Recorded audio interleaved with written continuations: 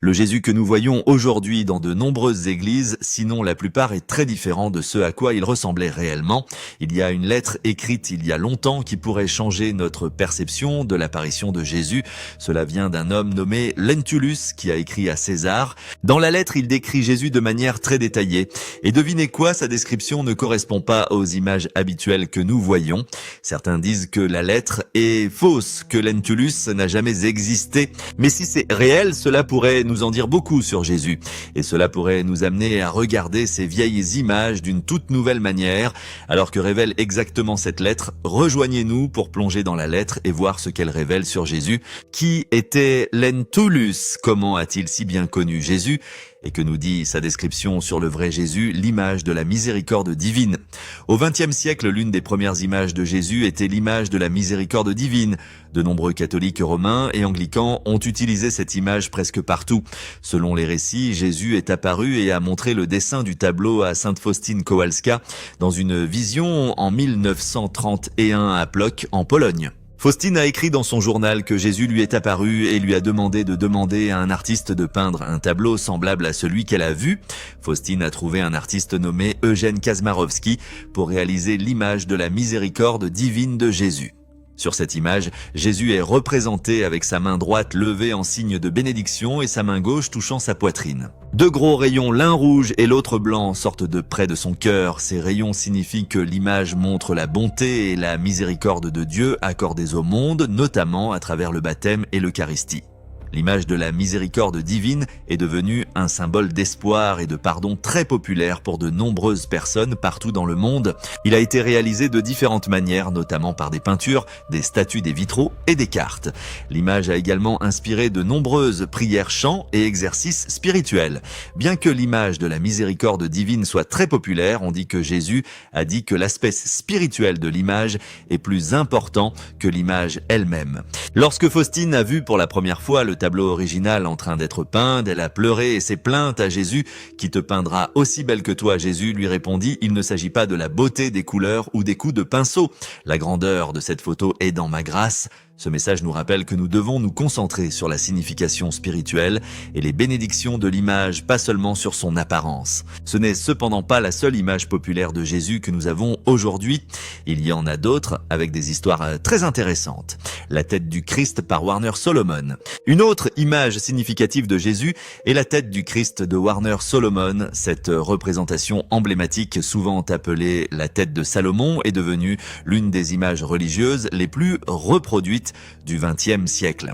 Dans le tableau, Jésus est représenté de la tête à la poitrine. Son doux regard se tourna légèrement vers le haut et sur le côté, respirant à la fois la sérénité et la compassion.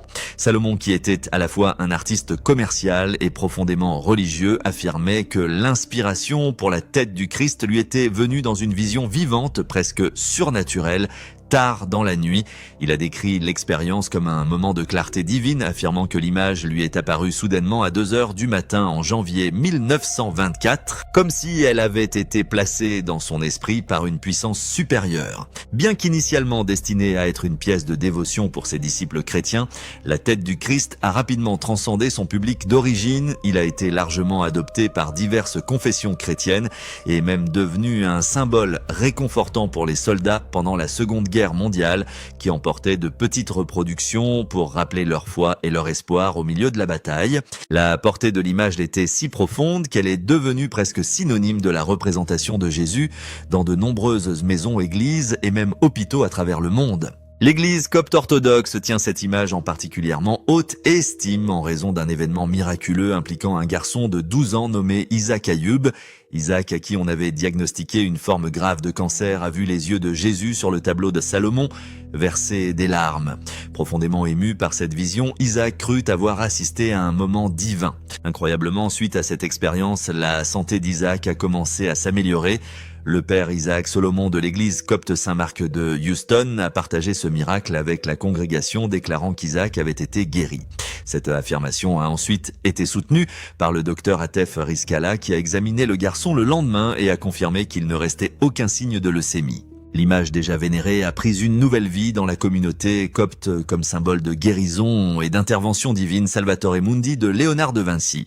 Salvatore Mundi de Léonard de Vinci est une autre image profondément importante de Jésus avec une histoire qui lui est propre.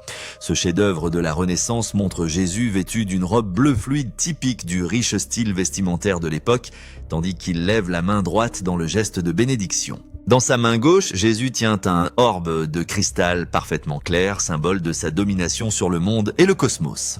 L'orbe conçu avec une telle précision était censé symboliser non seulement l'autorité spirituelle de Jésus, mais aussi l'unité et la perfection de l'ordre divin. À travers cette métaphore visuelle de Vinci a capturé la tension entre le terrestre et le divin, suggérant que Jésus était le pont entre les deux. Salvatore Mundi est imprégné des traditions spirituelles et mystiques de l'époque, créées non seulement comme une réalisation artistique, mais aussi comme un moyen permettant aux gens de se connecter avec Jésus à un niveau spirituel plus profond. Le placement de la main dans l'orbe n'est pas un hasard, il faisait partie d'un dialogue théologique plus vaste dans lequel les penseurs de la Renaissance se sont engagés une méditation sur la double nature du Christ à la fois humaine et divine. Ce tableau incarne l'idée que Jésus, en tant que sauveur du monde, d'où le titre Salvatore Mundi, tient l'univers dans sa main tout en offrant un geste de paix et de bénédiction à l'humanité. Il est intéressant de noter que Salvatore Mundi a fait l'objet d'une attention renouvelée au XXIe siècle lorsque, après des siècles d'obscurité et de restauration, il a été identifié comme une peinture originale de Léonard de Vinci. En novembre 2017, le tableau a fait la une des journaux du monde entier lorsqu'il a été vendu aux enchères pour la somme faramineuse de 450 millions de dollars, établissant ainsi un nouveau record pour l'œuvre d'art la plus chère jamais vendue. La vente a relancé les débats non seulement sur la provenance du tableau, mais aussi sur la représentation du Christ par Léonard de Vinci, s'il s'agissait d'une représentation historiquement exacte ou d'une représentation plus symbolique de l'autorité divine.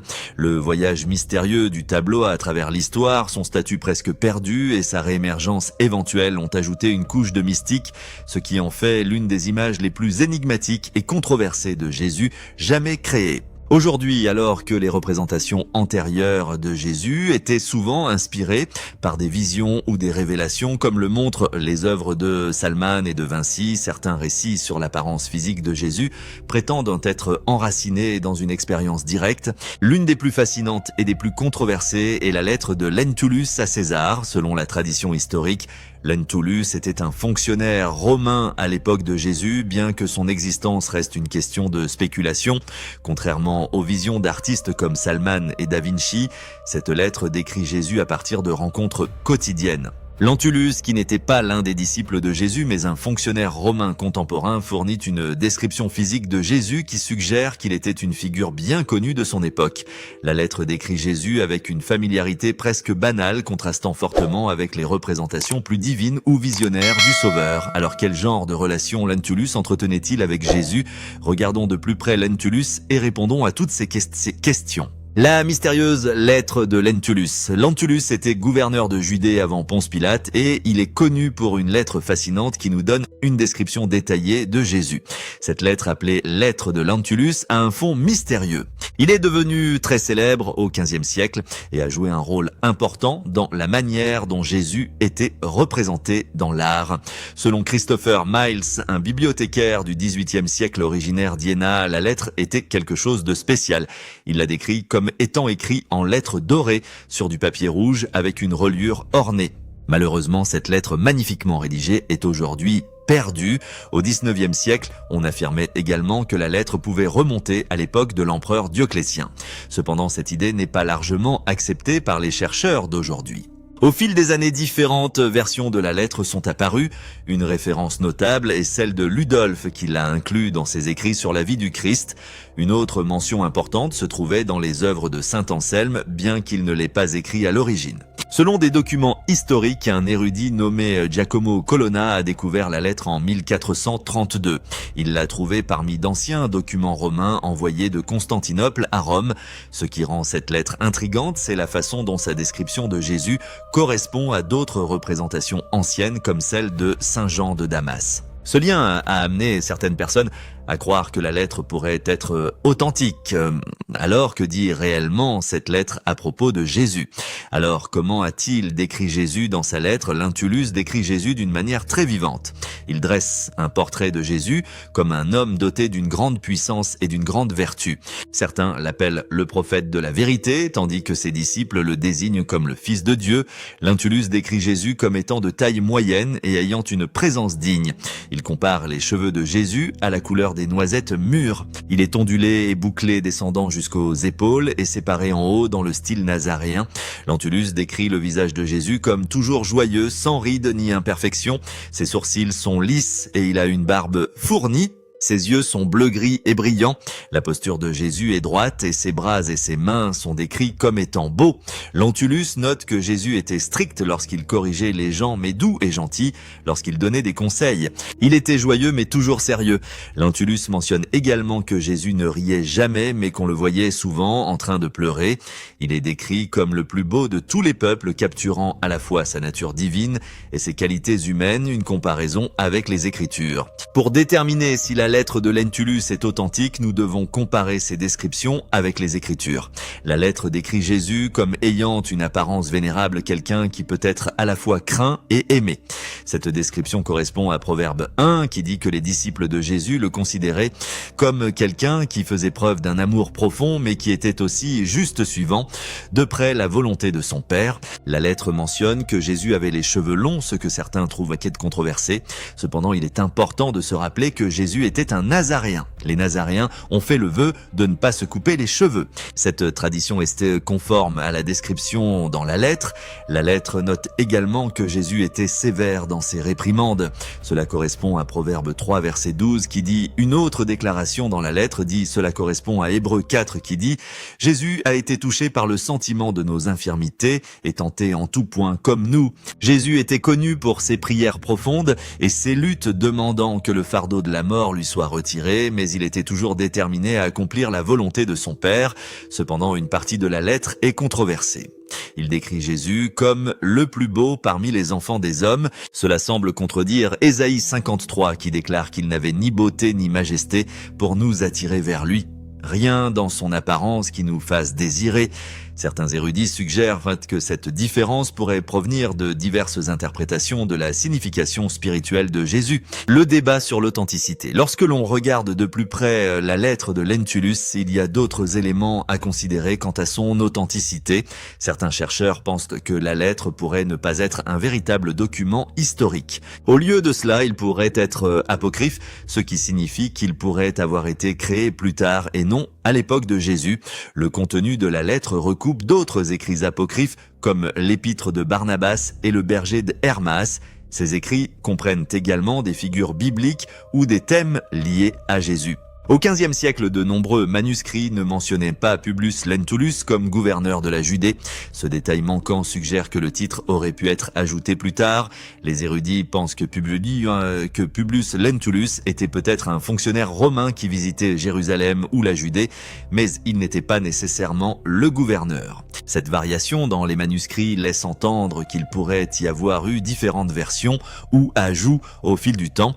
Contexte historique des consuls romains et de Jésus. L'histoire romaine nous fournit plusieurs noms de Lully qui étaient actifs à l'époque du ministère de Jésus. Ces personnes étaient des consuls et il était courant que les consuls écrivent des lettres au Sénat. Ce contexte nous amène à considérer plus attentivement l'authenticité de la lettre de Lentulus. On dit que la lettre donne une description détaillée de Jésus basée sur des documents bibliques, mais qu'en est-il des documents historiques autres que la Bible? Il existe d'autres lettres écrites sur Jésus qui partagent également des informations sur sa personnalité. L'une de ces lettres provient d'Abgar d'Édesse, connu comme l'un des premiers rois chrétiens. Abgar faisait partie des 70 disciples. Dans sa lettre à Jésus, il l'appelle le bon médecin et demande la guérison de sa maladie. Beaucoup de gens croient que Jésus a rendu visite à Abgar et l'a guéri. Cependant, la réponse de Jésus indique le contraire. Jésus déclare clairement qu'il enverrait un de ses disciples pour aider Abgar au lieu d'y aller lui-même. La description des capacités de guérison de Jésus dans la lettre d'Abgar est similaire à celle que nous voyons dans la description de Lentulus. Cette comparaison nous aide à établir un certain niveau d'authenticité de la lettre de Lentulus sur la base des documents bibliques. Mais pour véritablement confirmer son authenticité, des preuves plus substantielles sont nécessaires. Le lien avec d'autres documents et lettres historiques ajoute de la profondeur à notre compréhension de la lettre et de sa place dans un contexte historique et religieux plus large. Dans la lettre de Ponce Pilate à Tibère, César Jésus est décrit comme étant strict pieux et un ardent défenseur de la vérité. Cela concorde avec la lettre de Lentulus qui qualifie également Jésus de prophète de la vérité et dit qu'il était sévère lorsqu'il faisait des réprimandes. Ces descriptions provenant de différentes lettres semblent s'accorder les unes avec les autres. Il suggère que Lentulus a eu une rencontre étroite avec Jésus, mais comment cela s'accorde-t-il avec les premières images de Jésus peintes ? Il est intéressant de noter que même si cela n'était pas autorisé à l'époque, l'art a commencé à jouer un grand rôle dans l'Église. Explorons comment l'art paléochrétien représente Jésus et voyons comment il correspond à la description de Lentulus. Après le décès des premiers apôtres, l'Église chrétienne primitive a beaucoup changé. Un petit groupe de fidèles dévoués maintenait la foi vivante. Cependant, au fil du temps, le christianisme a commencé à évoluer vers quelque chose de très différent de ce qui est décrit dans le Nouveau Testament.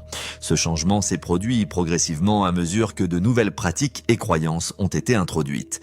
Les premières images montrant Jésus datent d'environ 24 à 256 après Jésus-Christ. Ces premiers artistes ont vécu environ 200 ans après l'ascension de Jésus au ciel. Pour cette raison, ils n'ont jamais vu Jésus ni rencontré quelqu'un qui l'ait vu. Au lieu d'essayer de créer un portrait réaliste, ces premiers artistes utilisaient des représentations symboliques. L'un des symboles les plus courants était le Christ le bon berger tenant un agneau. Dans ces images, Jésus est représenté jeune, fort et sans barbe. La plupart de ces premières images ont été découvertes dans les catacombes de Rome, qui étaient des lieux de sépulture souterrains. Ceci est différent de la Judée ou de l'Asie mineure où vivaient les premiers chrétiens. Art et syncrétisme au début du christianisme. Les historiens ont du mal à déterminer si ces premières images montrent réellement Jésus. Le problème est qu'il ressemble souvent à de l'art païen qui utilisait également l'image du berger pour symboliser la gentillesse et l'attention.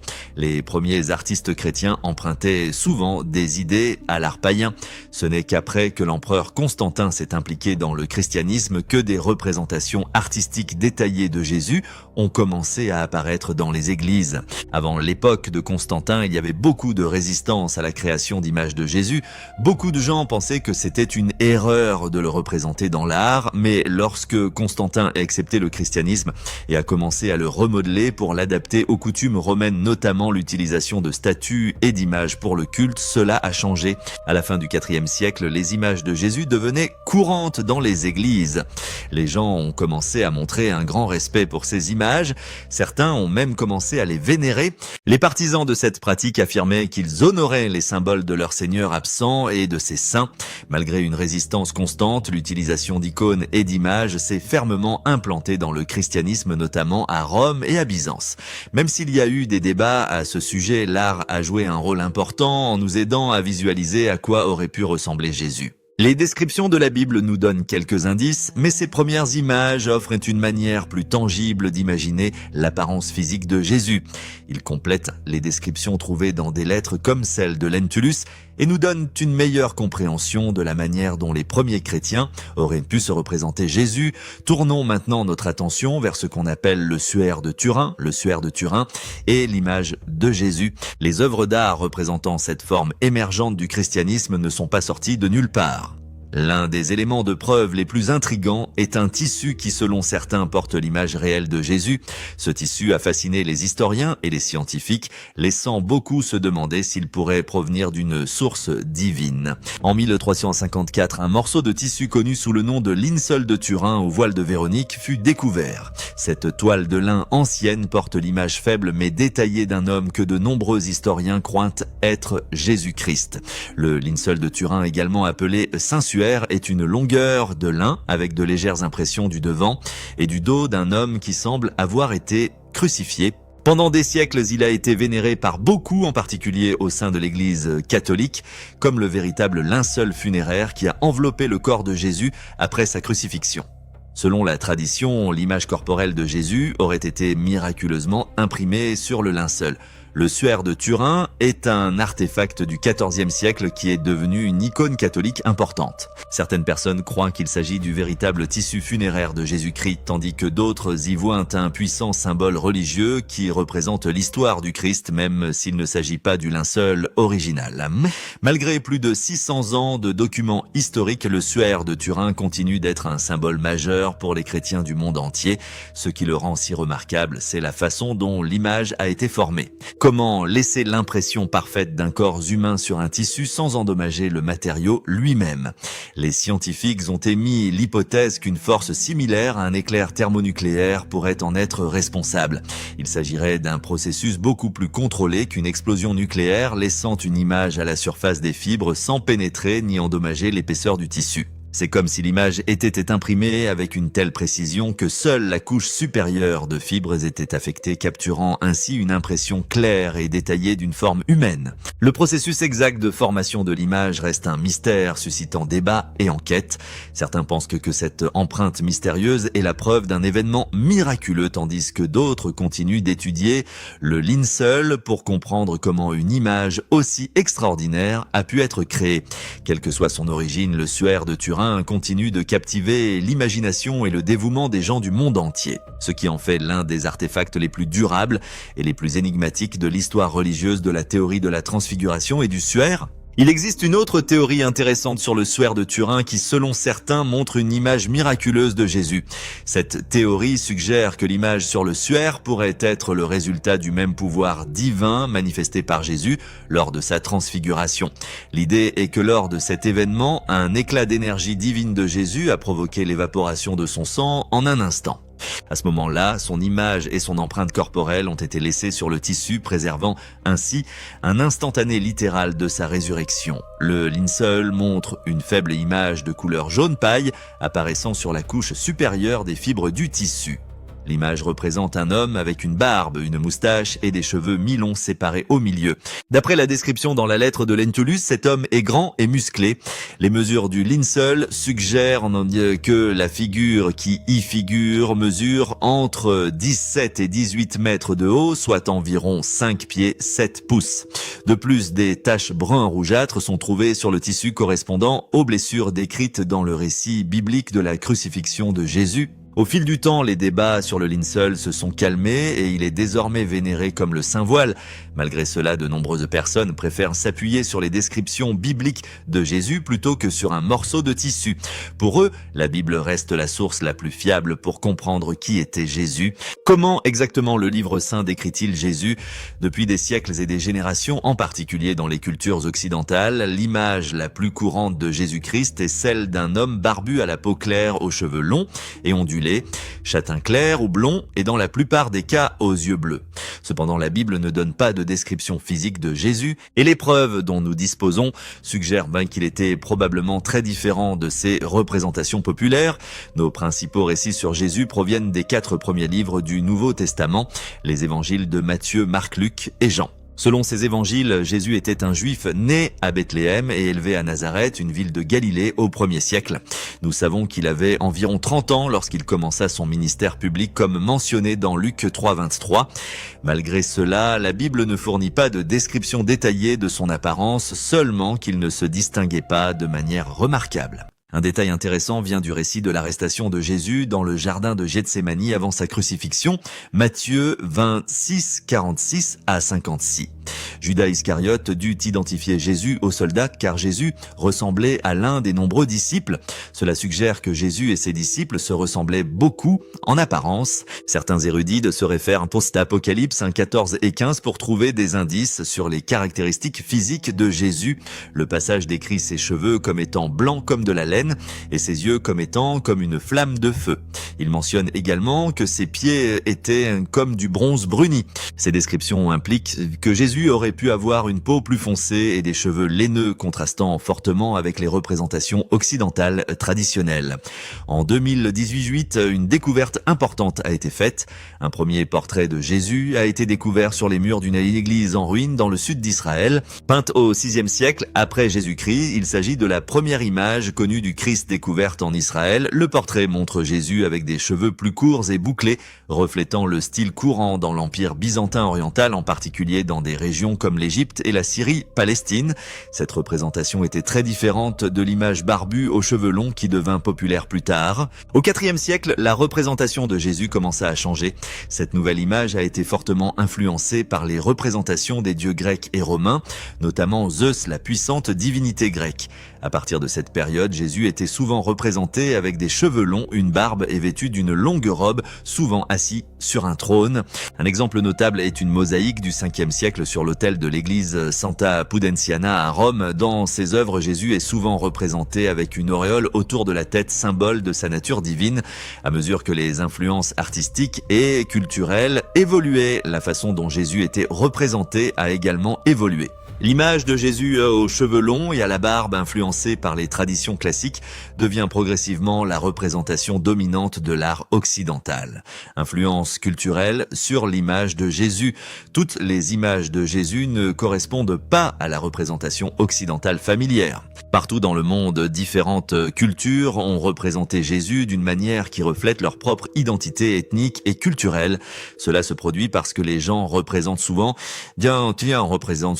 des personnalités religieuses éminentes d'une manière qui correspond à leurs propres caractéristiques raciales et culturelles. En 2001, un projet fascinant mené par une équipe d'anthropologues légistes israéliens et britanniques, accompagnés de programmeurs informatiques et d'un artiste médical, visait à recréer une image historiquement plus précise de Jésus. Ils ont utilisé comme base un crâne israélien datant du 1er siècle après Jésus-Christ. En combinant la modélisation informatique avec la connaissance de l'apparence du peuple juif à cette époque, ils ont créé une image de Jésus qui, bien que n'étant pas une ressemblance exacte, est considérée par les érudits comme plus précise que de nombreuses représentations artistiques traditionnelles du Fils de Dieu. Selon cette recherche, Jésus avait probablement les yeux bruns, les cheveux bruns foncés à noir et la peau brun olive, caractéristique courante chez les habitants de Judée et d'Égypte à cette époque. Sur la base de la taille moyenne des hommes, à l'époque, Jésus mesurait peut-être environ 5 pieds 5 pouces, soit 166 cm, ce qui était typique pour les hommes de cette période. Un autre érudit suggère que les images les plus récentes de Jésus, qui présentent souvent des cheveux plus foncés, voire plus bouclés, une peau plus foncée et des yeux sombres, sont probablement des représentations plus précises. Cependant, malgré ces progrès en matière de recherche et de reconstruction, nous ne saurons peut-être jamais exactement à quoi ressemblait Jésus. Cette description pourrait remettre en question le fondement du débat sur la véritable apparence de Jésus. Il soulève également des questions sur les visions vues par Fossa et Solon. En fin de compte, toute peinture ou image tentant de capturer sa gloire divine sera insuffisante par rapport à ce qui sera révélé le jour de son retour. Beaucoup de gens attendent avec impatience ce jour impatient d'être témoins de la vraie nature de Jésus dans toute sa gloire. Alors, qu'en pensez-vous? Jésus était-il un homme blanc ou un nazaréen noir? Faites-le nous savoir dans la section commentaires. N'oubliez pas non plus d'appuyer sur ce bouton d'abonnement si vous souhaitez un contenu plus fascinant comme celui-ci. Pendant que vous êtes toujours là, cliquez sur la vidéo sur votre écran pour voir du contenu plus intéressant comme celui-ci.